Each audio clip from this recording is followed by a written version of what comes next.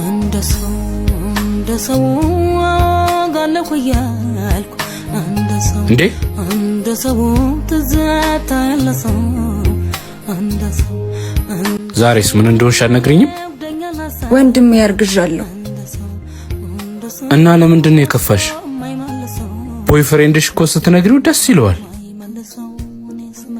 የኔ ፍቅር ቻቦባ ካሌቦ ወይ ምሩዬ አርግዣለሁ።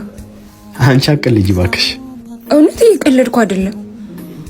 ምን ማለት ነው? ቆይ አትጠነቀቂም ነበር? እኔ ሲጀምር በዚህ እድሜ ልጅ አልፈልግም። እንደምታደርግ ያድርገው።